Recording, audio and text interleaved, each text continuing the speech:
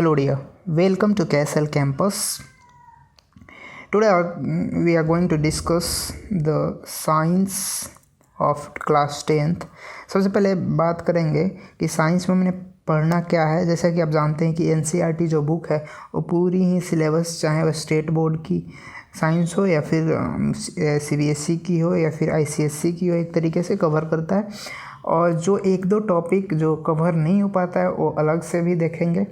तो एक तरीके से देखा जाए तो NCERT के सारे टॉपिक्स NCERT बुक को ही हम देखेंगे कि क्या क्या पढ़ना है, और आगे के लेक्चर्स में हम पढ़ना स्टार्ट भी करेंगे चैप्टर नंबर 1 से। ये जो पहला लेक्चर है इसमें देखते हैं कि कौन कौन से चैप्टर्स हैं NCERT में जो कि हमने पढ़ने हैं और उसमें क्या क्या पढ़ना है। एक तरीके से बेसिक कंसेप्ट बना लेते हैं कि सिलेबस में हमें क्या क्या पढ़ना है और कौन कौन से चैप्टर्स हैं। तो सबसे पहले फर्स्ट चैप्टर जो है देखते हैं कि इसमें कौन से टॉपिक हमें पढ़ने हैं।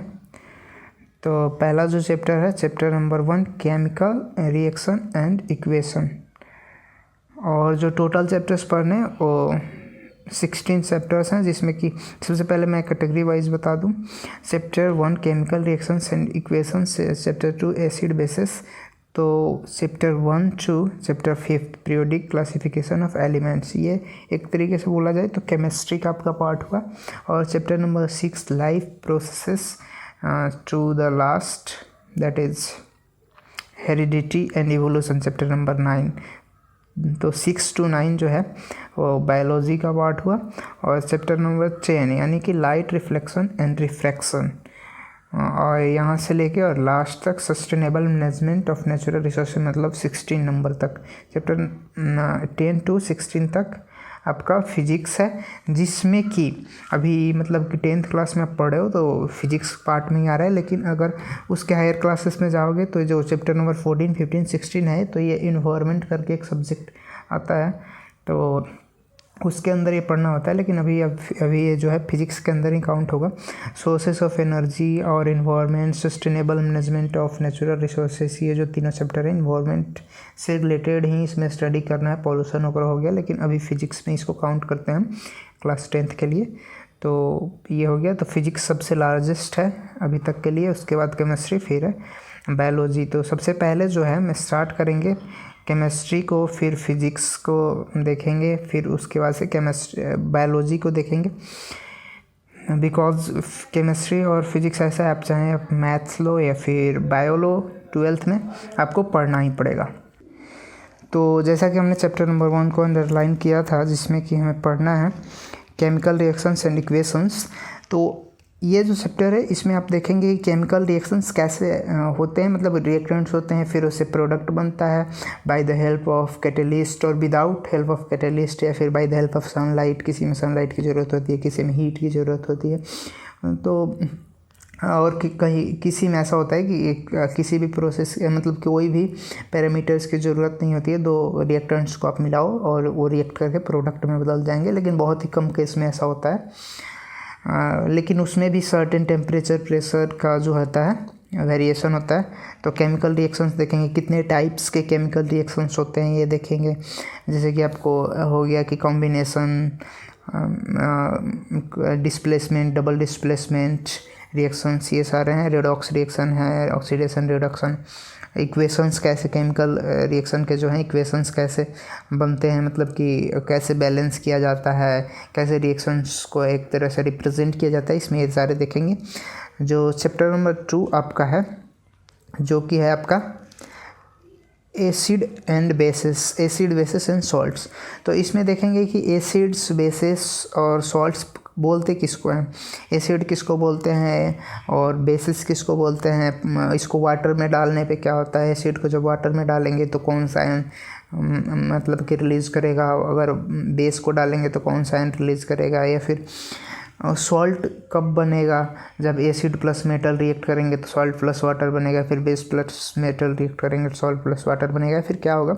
इस टाइप के रिएक्शंस इसमें देखेंगे। और कुछ कुछ रिएक्शंस जो हैं बहुत इंपॉर्टेंट है, जो कि एग्जाम्स में पूछ देते हैं, या फिर उससे रिलेटेड कोई टॉपिक पूछता है तो उसका डेफिनेशन के साथ साथ तो रिएक्शन भी दिखाना पड़ता है, इंपॉर्टेंट होता है। तो इसमें बहुत सारे रिएक्शंस भी देखेंगे, acid related to acid bases salts.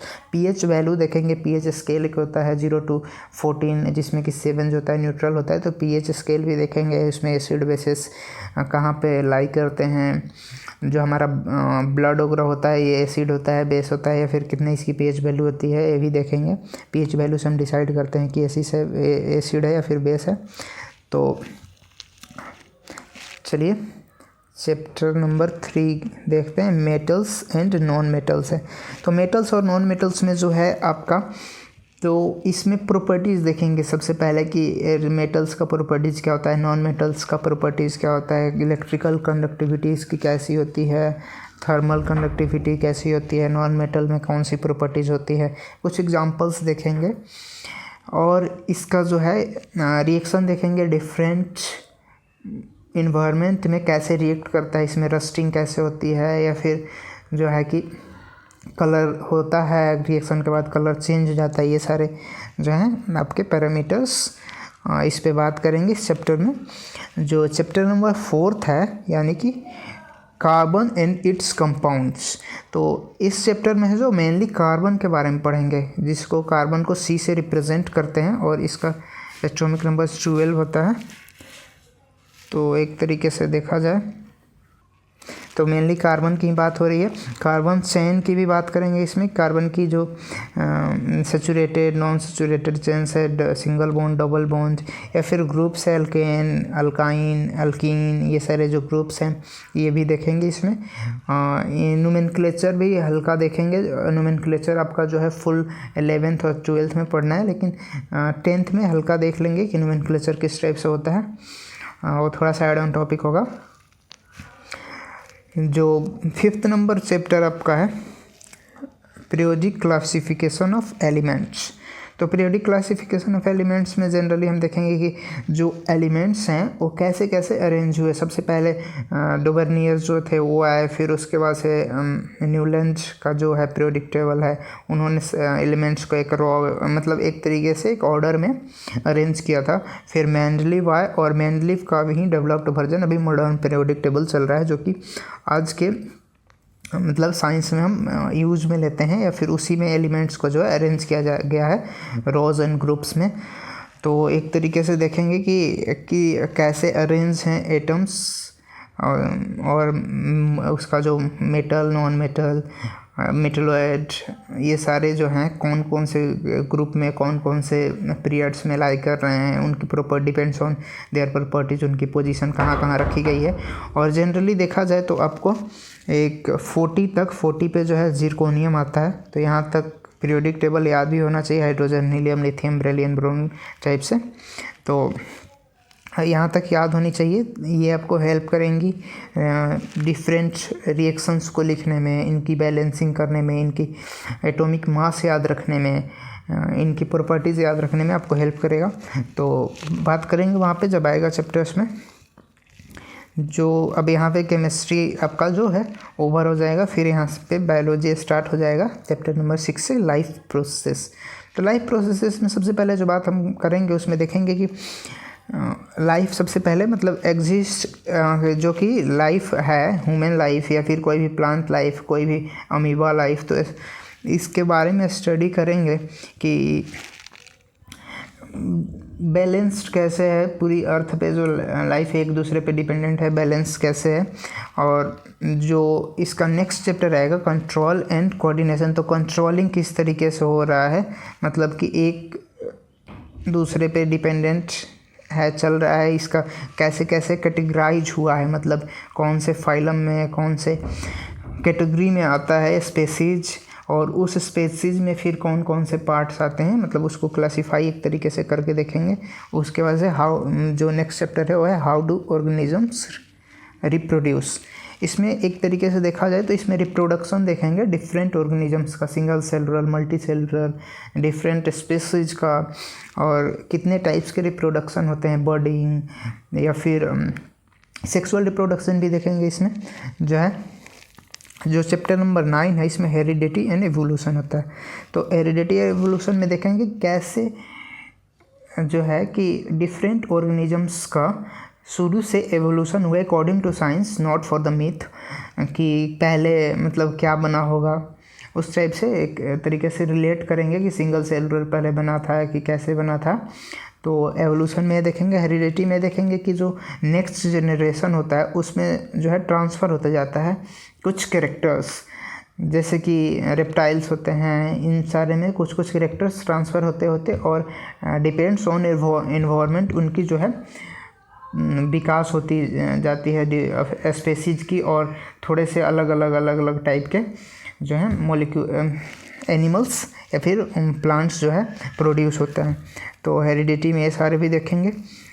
अब यहाँ पे आपका जो है बायोलॉजी ओवर हो जाएगा, फिर आएगा चैप्टर नंबर 10th। तो चैप्टर नंबर 10th में जो है लाइट रिफ्लेक्शन एंड रिफ्रैक्शन, मतलब कि मेनली लाइट की उसकी प्रॉपर्टी कौन सी होती है, मतलब कि वेव लाइक बिहेव करता है या फिर पार्टिकल लाइक बिहेव करता है, ये सारा देखेंगे कि लाइट की प्रॉपर्टी क्या है, उसका डिफरेंट मीडियम में किस तरह का बिहेव करता है, मतलब कि डेंसर मीडियम में कैसा बिहेव करता है, रेयर मीडियम में कैसा बिहेव करता है, वहाँ पे रिफ्लेक्शन होता है नहीं होता है, रिफ्लेक्शन लाइट का किस सरफेस पे होता है और कैसे होता है। इसमें मिरर्स की बात करेंगे, लेंसेज की बात करेंगे, मिरर फार्मूला जो आता है, लेंस फार्मूला जो आता है उसकी बात करेंगे, और एक तरीके से डायग्राम भी ड्रॉ करके देखेंगे, स्कैटरिंग देखेंगे, इंटरफेरेंस देखेंगे, जो है कि वेवलेंथ को मेज़र किस में किया जाता है, ये सारे पैरामीटर्स देखेंगे। बहुत सारे हैं जो कि एग्जाम्स में आते हैं, तो एक तरीके से ब्रीफ में मैं बता रहा हूँ। जो नेक्स्ट चैप्टर है इसमें है आपका human I and the colourful world. तो इसमें जो मेनली डील करेंगे और ह्यूमन की आई जो है आँख, तो उसमें अलग अलग आइरिस है, प्यूपिल है, कॉर्निया है, कॉर्निस, तो ये सारे पार्ट्स को डिस्कस करेंगे। फिर उसके बाद से देखेंगे कि एक कलरफुल मतलब वर्ल्ड आपको कैसे दिखाई पड़ता है, कोई भी चीज़ आपको दिखाई कैसे पड़ता है, वहाँ पे कौन कौन लाइट जो पास होती है सबसे पहले कौन सी पार्ट पे पड़ती है, फिर कौन सी पार्ट पे ट्रांसफ़र होता है, कौन सा लेंस होता है जो कि इनलार्ज करता है या फिर उसको ऑब्जेक्ट को डिमिनिश करता है ताकि आपके ब्रेन को सही मैसेज जा सके। और जो डिफरेंट प्रॉब्लम्स है, हाइपरमेट्रोपिया, मायोपिया, प्रेसबायोपिया, ये सारे जो हैं जो आँख के प्रॉब्लम्स है ये सारे भी देखेंगे, और किस लिए कैसे होता है और करेक्ट कैसे होता है, कौन सा लेंस लगाने पे, ये सारा देखेंगे। जो कि आप जाते होंगे कभी आँख दिखाने, तो वहाँ पे कितने पावर का लेंस लगेगा ये आप डिस्कस करते होंगे, तो वहाँ पे पावर कितने डायोप्टर का लगता है। जो नेक्स्ट चैप्टर होगा इलेक्ट्रिसिटी। इलेक्ट्रिसिटी में मेनली हम डील करेंगे कि इलेक्ट्रिसिटी जो है उसका फ्लो कैसे होता है, प्रवाह कैसे होता है, one place to another place by the help of which medium की किसकी ज़रूरत होती है, कॉपर से होता है, एलुमिनियम से होता है, सिल्वर से होता है, किस में सबसे ज़्यादा फास्ट इलेक्ट्रिसिटी का जो है फ्लो होता है। और भी इसके बहुत सारे जो हैं पैरामीटर्स जिसको कि हम स्टडी करेंगे, जैसे कि हो गया आपका ओम्स लॉ, किरचॉफ्स लॉ भी हल्का देख लेंगे, लेकिन ये 11th का है, 10th में कहीं भी मेंशन नहीं कर रहा किरचॉफ्स लॉ, तो एक बार के लिए देख लेंगे, लेकिन उसको याद करने की कोई ज़रूरत नहीं है। और इलेक्ट्रिसिटी में ये सारे टॉपिक्स जो आपके देख लेंगे। फिर जो नेक्स्ट चैप्टर है चैप्टर नंबर 13, यह है magnetic effect of electric current. तो इस चैप्टर में है जो इलेक्ट्रिक करंट की मैग्नेटिक इफेक्ट क्या है, मतलब कि सोलेनॉइड भी इसमें पढ़ लेंगे। सोलेनॉइड मेनली जो है 11th का पार्ट है, लेकिन हल्का इसमें आपको जो है बेसिक चाहिए, एग्ज़ाम्स में कभी कभी पूछ देता है, CBSE की एग्ज़ाम में एक बार आया था, तो ये भी देख लेंगे। और जो करंट पास होता है उसके चारों तरफ, किसी भी कंडक्टर के चारों तरफ मैग्नेटिक फील्ड जनरेट होता है। अब हाँ, ये हो सकता है कि करंट की इंटेंसिटी कम है तो बहुत ही कम मतलब कि कम स्ट्रेंथ का मैग्नेटिक फील्ड डेवलप होगा, लेकिन होता है। तो ये सारे जो पैरामीटर्स हैं इसको स्टडी करेंगे। इलेक्ट्रोमैग्नेटिक इंडक्शन है वो भी डिस्कस करेंगे यहाँ पे। और यहाँ पे यहीं पे देख लेंगे नॉर्थ पोल साउथ पोल जो मैग्नेट का एक होता है वो भी सारा देख लेंगे। मैग्नेटिक फ्लक्स भी देख लेंगे, इलेक्ट्रिक फील्ड भी देख लेंगे थोड़ा बहुत। जो है कि चैप्टर नंबर 14 जो नेक्स्ट चैप्टर है सोर्सेस ऑफ एनर्जी। तो सोर्सेस ऑफ एनर्जी और इन्वायरमेंट और sustainable management of natural resources, ये जो है इन्वायरमेंट का पार्ट है, लेकिन अभी फिजिक्स में ही फ़िलहाल देखेंगे। तो जो है इसमें सोर्सेस ऑफ एनर्जी में जो देखेंगे डिफरेंट टाइप्स ऑफ एनर्जीज़ कौन कौन सी हैं जहाँ से हमें एनर्जी मिलती है। जैसे कि हमारे घरों में लाइट आता है तो वो डिफरेंट सोर्सेस से आता है, कहीं पे थर्मल पावर से आता है, कहीं पे न्यूक्लियर पावर से आता है, कहीं पे सोलर पावर पे भी आता है, लेकिन बहुत ही कम है, अभी इंडिया में लिमिटेड है। और कहीं पे भी विंड पावर से भी आता है, लेकिन वो भी बहुत कम ही है, लिमिटेड है। तो सोर्सेस ऑफ एनर्जी में कन्वेंशनल नॉन कन्वेंशनल सोर्सेस देखेंगे। फिर अलग अलग जो टाइप्स की एनर्जीज सोर्सेस हैं, जैसे कि जो thermal energy, wind energy, ocean energy, ocean thermal energy और सोलर एनर्जी, बहुत सारी एनर्जीज की सोर्सेस हैं वो डिस्कस करेंगे। और उसको किस तरीके से यूज कर सकते हैं, उनकी फंक्शन क्या है, वो कितना बेनिफिशियल है इन्वायरमेंट के लिए, हमारे लिए, वो सारे देखेंगे। जो चैप्टर नंबर 15 है वो और इन्वायरमेंट है। और इन्वायरमेंट में हम जो हैं वो देखेंगे कि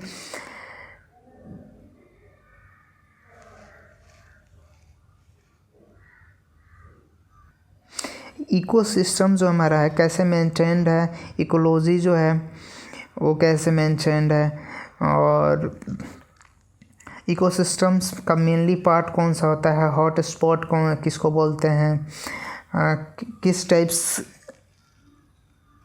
के प्लांट्स को या फिर एनिमल्स को इंडेंजर्ड स्पेसीज बोलेंगे। और इन्वायरमेंट के बारे में ही मेनली देखेंगे। और पोल्यूशन भी देखेंगे, एक बड़ा टॉपिक है इसमें, पोल्यूशन क्या है और किस तरीके से मिनिमाइज़ कर सकते हैं, कैसे बेस्ट हम यूज कर सकते हैं अपने चीज़ों को। जो लास्ट चैप्टर है यानी कि चैप्टर नंबर 16 वो है sustainable management of natural resources. तो नेचुरल रिसोर्सेस का सस्टेनेबल मैनेजमेंट कैसे करेंगे, मतलब कि जो हमें नेचर के द्वारा रिसोर्सेस प्राप्त हैं, ओर्स में जो मिलते हैं, या फिर जैसे कि सनलाइट हो गया तो सोलर एनर्जी भी एक तरीके से नेचर के द्वारा ही हमें मिल रहा है, या फिर नेचुरल वेजिटेशन है। तो इन सारे चीज़ों का एक तरीके से सस्टेनेबल डेवलपमेंट मैनेजमेंट कैसे करेंगे, और जो हम डेवलपमेंट करते हैं इनका यूज़ करके उसको सस्टेनेबली कैसे डेवलप करेंगे चीज़ों को, ताकि आने वाले जनरेशन के लिए भी वो जो है कंजर्व रहे, बचा रहे, इन्वायरमेंट पे उतना इफेक्ट ना आए। सस्टेनेबल मतलब यही है, सस्टेनेबल टर्म का मतलब कि मिनिमम इफेक्ट टू इन्वायरमेंट, चाहे वो डेवलपमेंट अब हो, सब सस्टेनेबल डेवलपमेंट। तो development with minimum effect on environment, मतलब जितना कम से कम पॉसिबल है कि हम इन्वायरमेंट को कम इफेक्ट करें, उतना ही कम इफेक्ट करके अपना डेवलपमेंट कर लेना। जो मैनेजमेंट है तो इन्वायरमेंट को कम से कम इफ़ेक्ट हो और जो हमारी नीड्स हैं नेचुरल रिसोर्सेज से वो भी फुलफ़िल हो, ये सारा जो है कि देखेंगे। और इसमें और भी बहुत सारे टॉपिक्स आएंगे कि नेचुरल रिसोर्सेज में से हम क्या क्या गेन कर सकते हैं, उसका जो है कुछ जो जैसे कि पेट्रोलियम हो गया, कोल हो गया, ये सारे भी देखेंगे, इनका मेन सोर्स कहाँ पे है। तो जो मेन टॉपिक है वो यहीं सारा है, यहीं सारा हम डिस्कस करेंगे इस वीडियो, मतलब कि आने वाले वीडियोज़ में। चैप्टर नंबर 1 से जब डिस्कस करने स्टार्ट करेंगे तो सबसे पहले हम जो है केमिस्ट्री का चैप्टर्स डिस्कस कर लेंगे, chapter number 1, 2, 3, 4 and 5 periodic classification तक। फिर उसके बाद से फिजिक्स का स्टार्ट कर देंगे, चैप्टर नंबर 10 से लाइट रिफ्लेक्शन एंड रिफ्रैक्शन, और चैप्टर नंबर 16 तक इसको स्टडी कर लेंगे। और सबसे लास्ट में जो है बायोलॉजी स्टार्ट करेंगे लाइफ प्रोसेस से, और हेरिडिटी एंड एवोल्यूशन तक इसका भी लास्ट कर देंगे। तो हमारा जो है एक तरीके से साइंस पूरी तरीके से ख़त्म हो जाएगा, और आपको ये 95+ मार्क्स लेने में बहुत ही ज़्यादा हेल्पफुल होगा। जो हमारे नोट्स हैं या फिर जो वीडियोज़ में आए एक तरीके से पढ़ाया जाएगा, उस पर आप एक तरीके से सोचिए आपका पूरा सिलेबस कवर रहेगा, बिकॉज एनसीईआरटी पूरी बुक तो उसमें कवर है ही, और जो एग्जांपल्स भी एनसीईआरटी के हैं वही एग्जांपल्स हम भी ले रहे हैं, ताकि एग्ज़ाम्स में आप देखोगे कि ज़्यादातर एनसीईआरटी से ही मतलब डायरेक्ट टू डायरेक्ट क्वेश्चन पूछ देता है, या फिर जो केमिकल रिएक्शंस भी पूछता है वो एनसीईआरटी का ही उठा के दे देता है सेम एज इट इज़। तो उसी को मेनली एनसीईआरटी को फोकस करते हुए जो टॉपिक्स एनसीईआरटी में नहीं है वो सारा भी डिस्कस करेंगे। चलिए तब तक के लिए thank you, thanks for watching the video, keep like and subscribe.